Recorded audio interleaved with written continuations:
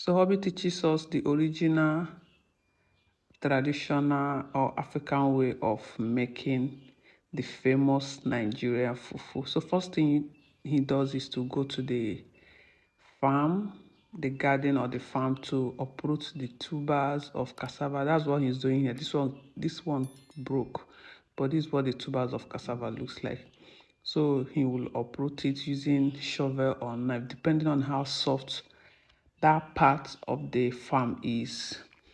So he will continue to do this until he harvests enough that will be enough for him for the quantity of fufu he wants to make, or that he thinks that is okay for that particular moment.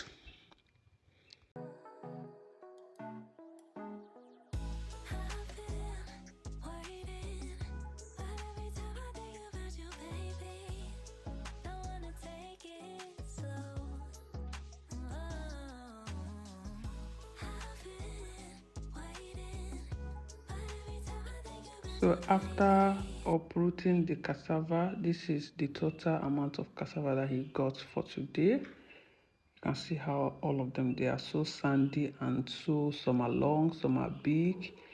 Yeah, these cassava tubers really came out really big. So the next thing they do is to go ahead and start peeling off the back of the cassava.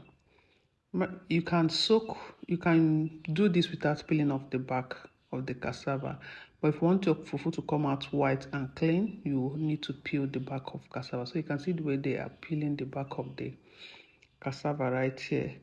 This is what he will do till the whole of the cassava tubers that he brought out from the farm are totally peeled.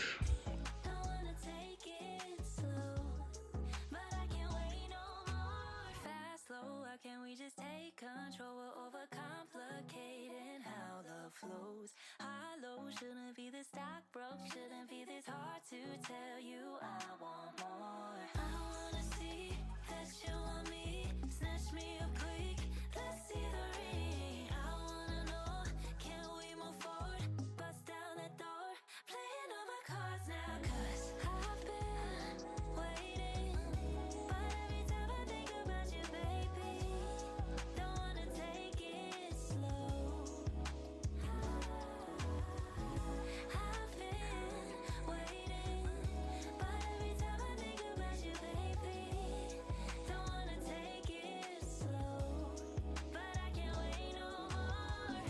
So as you're peeling the cassava, it is better to have a big bath or bucket, depending on the quantity of cassava that you're making, the tuber that you have, with fill it with water, so I can be throwing it inside the water. That way, when you're washing it, all the mud from the tubers from the garden will be easily out. It will not dry on the cassavas, but you can see what I mean. Now, these are the ones that they have peeled.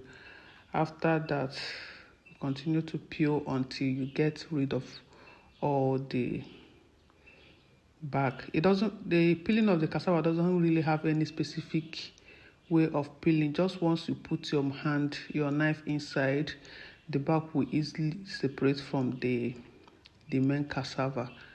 Yeah, the back will easily separate from the main cassava. You can do it gradually, you can do it the way this particular procedure depends on what's comfortable for you. You can equally do it with the back, as I said earlier. It all depends on you.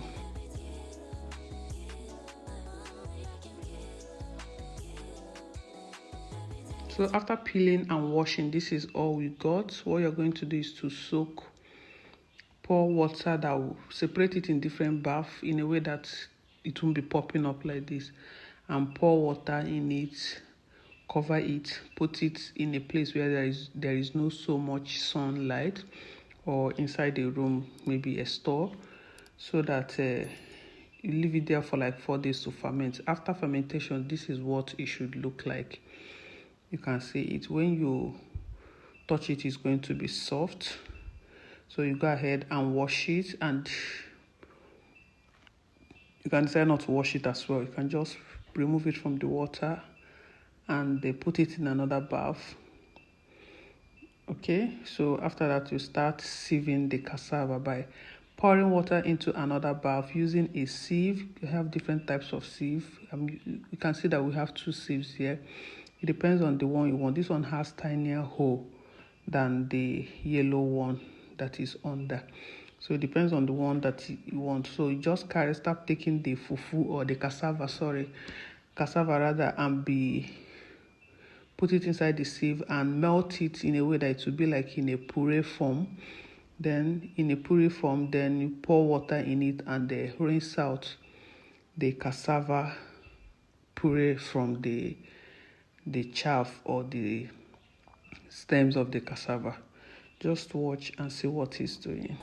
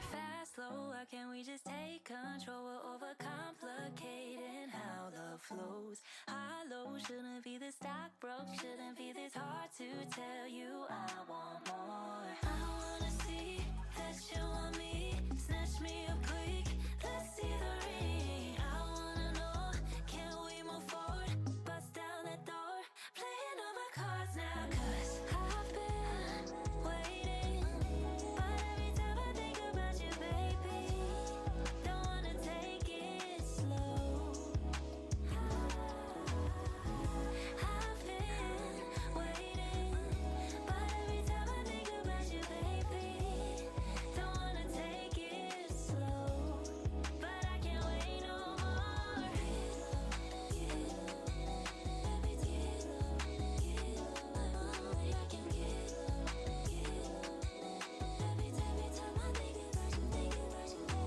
Lately you've been trying to buy time for me, but your watch broke. Now your shot clock counting down. Headed to the middle, not your MO. Baby, push the tempo. So you can see how they are doing it. Yeah. By the way, this video is being filmed in the night, so in case you're not seeing it very clear, but this is just the procedure. As they do, they will scoop it out in a bag, a sieve bag, just the bag that we use to sieve pap. They just sieve it, put it inside. They can see, then he will tie it, and once the water starts dripping out, he will bend it and the water will continue to drip, just the way you tie pap. That's how they do. Then he will continue to add more inside until the bag is full.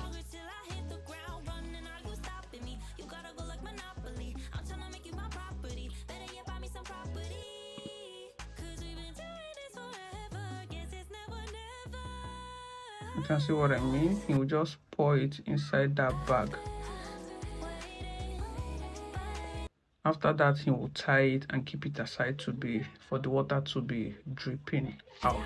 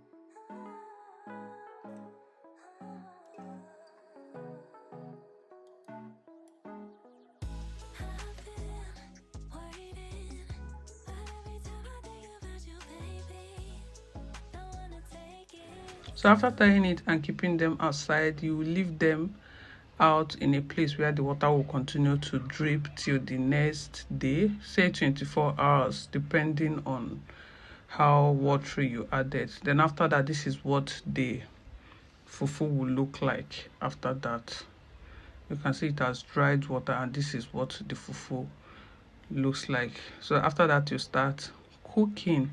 So guys, the full video of how to make fufu is on my channel if you want to see a more detailed video about this, but this is the procedure. They're just pounding it here now to start making it. I hope you enjoyed today's video. Please do like the video, do subscribe if you have not subscribed, and do share the video if it's interesting enough, or you learned one or two things, so that somebody else can learn as well. Yeah. So after cooking the fufu, this is how it is. We use nylon, this is a semo leather, to tie it. That way it is already portioned. You can just take 1 or 2 wraps of it and eat with your favorite soup. And you can see it's no longer that whitish the way it was when it was in the bucket. Now it is cooked and the color has slightly changed, but it's still not looking dark or black. You know, the color is still like semi-white. So that's the benefit of peeling the back before you soak the cassava. Thank you so much for watching. I'll see you guys in the next one. Bye.